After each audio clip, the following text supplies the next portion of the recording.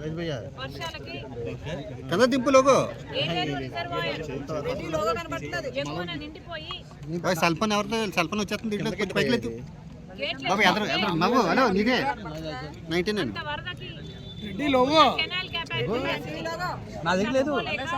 Bus ETV కొంచెం TV నెల logo పైకి లేపు లోగో ఎలా చెప్తారు మొత్తం రైతుల పొలాల మీదకి వచ్చిన పరిస్థితి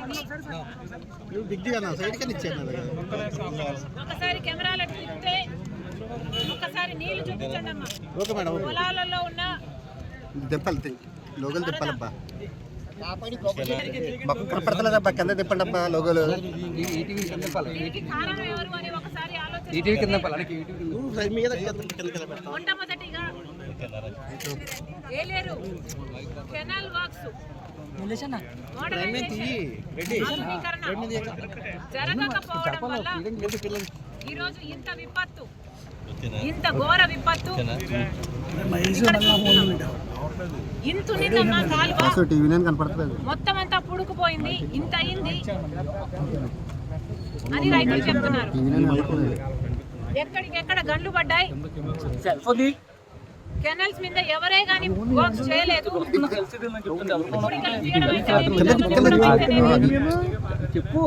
మోడర్నైజేషన్ అయితేనేమి ఎవరు ఏది చేయలేదు. కాబట్టే ఈరోజు ఇంత ఘోర విపత్తు అని ఇంతమంది రైతులు చెప్తున్నారు. ఒక్కొక్క రైతుకు ఎంత పెట్టుబడి అయింది అన్నా అని అడిగితే కనీసం 30,000 అయిందమ్మా ఎకరానికి అని చెప్తున్నారు. 30,000 ఖర్చు పెట్టాం. కౌలు రైతులమే. కనీసం ప్రభుత్వం ఇచ్చే రైతు భరోసా అయినా ఇన్పుట్ సబ్సిడీ అయినా ఏది మాకు అందలేదు. మొత్తం అప్పులు తెచ్చి అరువు తెచ్చి కొట్లలో మందుల దగ్గర అయితేనేమి విత్తనాల దగ్గర అయితేనేమి అరువు ఈరోజు అప్పు తెచ్చి మరి కనీసం 30,000 రూపాయలు ప్రతి ఎకరాకు పెట్టడం జరిగింది.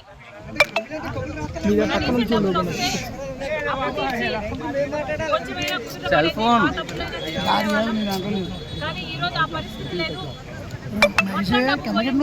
మేమంతా కౌలు రైతులమే. లేకపోతే రైతు భరోసా వచ్చినా రైతులకే వస్తుంది, కౌలు రైతులకైతే ఏమీ రావటం లేదు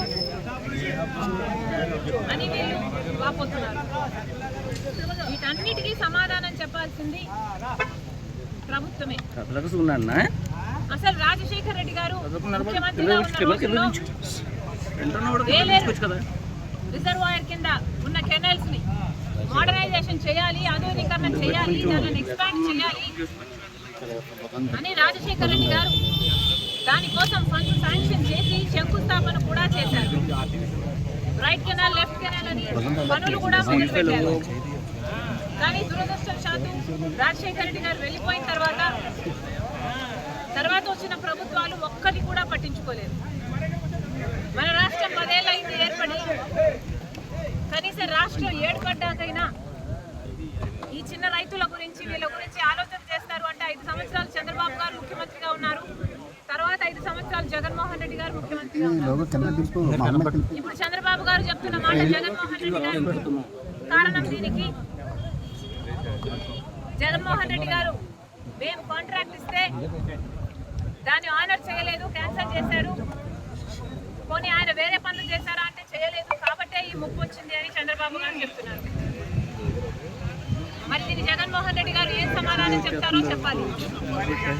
జగన్మోహన్ రెడ్డి గారు అడుగుతున్నాం, రాజశేఖర రెడ్డి గారు జలయజ్ఞంలోని ప్రాజెక్టులు ఆయన 54 ప్రాజెక్టులు జలయజ్ఞంలో మొదలు పెడితే 42 ప్రాజెక్టులు ఇంకా మిగిల్చి వెళ్తే ఆ 42 ప్రాజెక్టులని 6 నెలల్లోనే పూర్తి చేస్తానన్నాడు జగన్మోహన్ రెడ్డి గారు. అవి పూర్తి చేయకపోగా ఉన్న ప్రాజెక్టులను కూడా కనీసం మెయింటెనెన్స్ కూడా చేసింది కాదు జగన్మోహన్ రెడ్డి గారి ప్రభుత్వం. ఇక్కడ రైతులు చెప్తున్నారు ఒక్క వర్క్ కూడా జరగలేదు. గత 10 సంవత్సరాలుగా కూడా జరగలేదు. చంద్రబాబు గారు చేయలేదు, జగన్మోహన్ రెడ్డి గారు చేయలేదు. కాలువ సైజు తగ్గిపోయింది, కూడికలు తీయలేదు, మోడర్నైజేషన్ చేయలేదు, కనీసం గేట్స్ మెయింటెనెన్స్ కూడా చేయలేదు. జగన్మోహన్ రెడ్డి గారి హయాంలో అన్నమయ్య గేటు తేలిపోతుండా చూశాం. కనీసం ఇంట్లో ఏసీలకు క్యాప్ తీయన్నా. చేసుకుంటాం యాన్యువల్ మెయింటెనెన్స్ కింద. లోకల్ కనీసం ఆ మేరకు కూడా ఖర్చు పెట్టలేదు జగన్మోహన్ రెడ్డి గారి ప్రభుత్వం. ఇప్పుడు చంద్రబాబు గారు ముఖ్యమంత్రి అయ్యారు. బొడమేరు చూస్తున్నాం. చంద్రబాబు గారు జగన్మోహన్ రెడ్డి గారు ముఖ్యమంత్రిగా 5 సంవత్సరాలు ఉన్నారు.